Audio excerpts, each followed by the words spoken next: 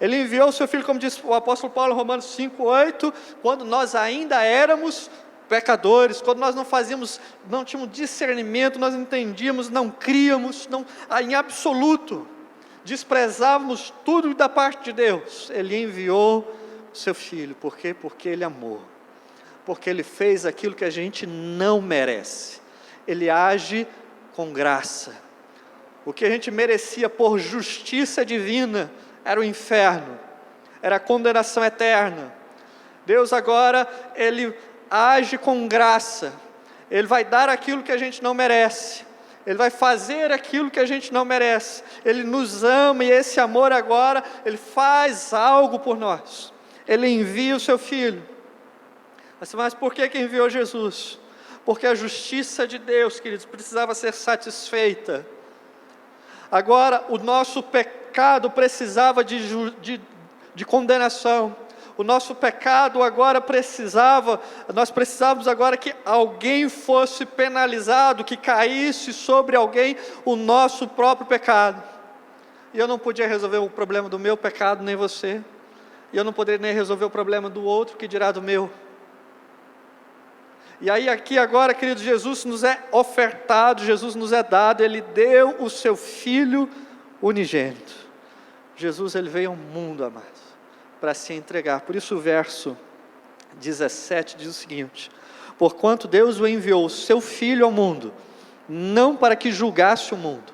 Aqui, amados, preste bastante atenção, nós estamos nos referindo à primeira vinda de Jesus. Essa primeira vinda aqui é relatada nos evangelhos. Jesus nasceu como uma criança, foi colocado numa manjedoura, nós comemoramos isso em todo o 25 de dezembro no Natal. Ele cresceu, ele se tornou um homem à vista daquelas pessoas, mas ele era o próprio Deus ali, o Filho de Deus.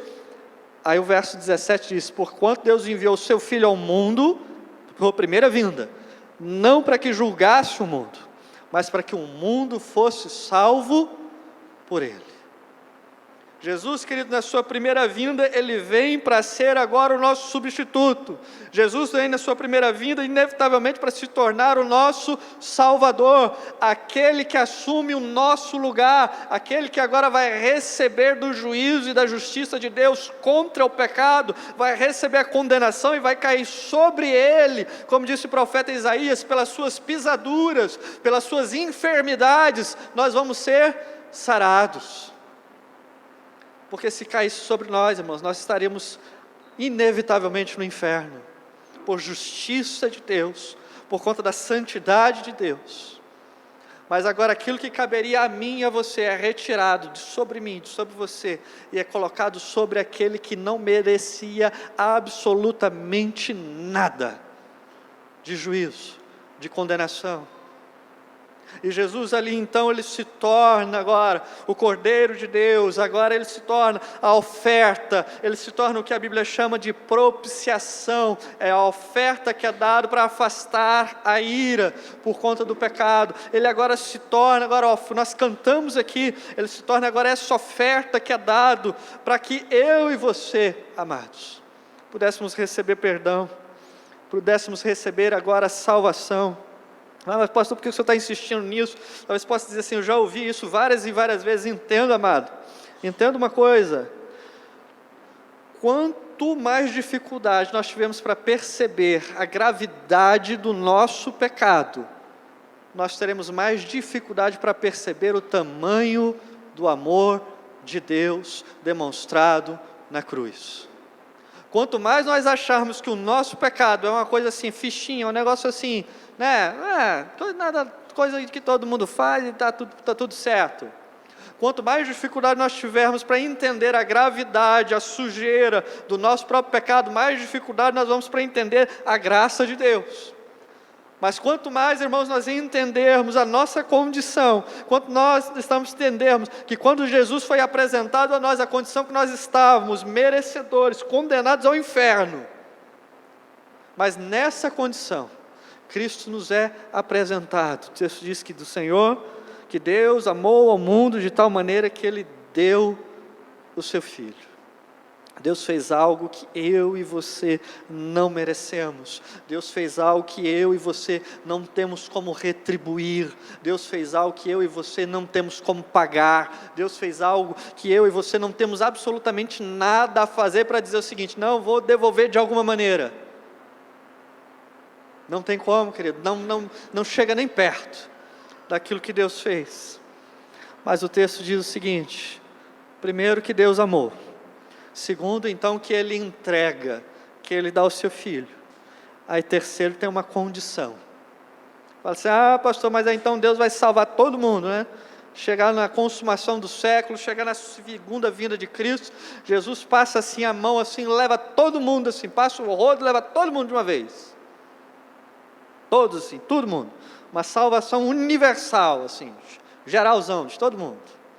Não, querido, tem uma condição aqui. E o texto diz que para que todo o que nele crê não pereça, mas tenha a vida eterna. Irmãos, quando a Bíblia fala de crer em Jesus, a Bíblia está falando de nós depositarmos a nossa total confiança em Cristo. Quando a Bíblia fala de crer em Jesus, ela está falando de nós entendermos que Jesus, então, é o próprio Deus, que agora vai à cruz do Calvário para se tornar o nosso substituto, para receber, para cair sobre Ele a condenação que era minha e sua, que nós merecemos por justiça, que era algo inevitável a nós. Quando nós falamos em crer em Jesus, nós estamos falando então que entendemos isso, que cremos nisso, que entregamos a nossa vida a Ele, que agora Ele é o dono da nossa vida, de que entendemos quem Cristo é, entendemos o que Cristo fez por nós. Quando nós falamos em crer em Cristo, nós estamos falando também, queridos, de uma fé que muda a nossa vida prática.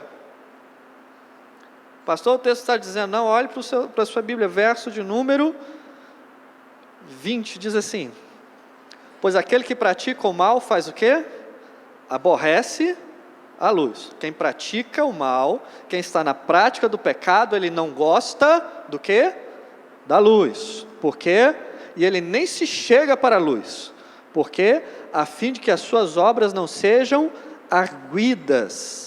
Ou seja, que as suas obras não sejam examinadas, a fim de que as suas obras não fiquem evidentes, que o pecado, que o mal, que a obra ruim está ali, egoísta está ali. Então a Bíblia está dizendo o seguinte, que aquele que pratica o mal, ele aborrece, ele não gosta. Ele fala assim: esse negócio de Bíblia, esse negócio de Jesus, não, esse negócio aí não vai dar bom não. Porque Jesus, Bíblia, isso aí vai mostrar o meu erro. Se eu me aproximar disso aí, isso revela o meu erro. No culto, o pastor vai pregar, pregação, palavra,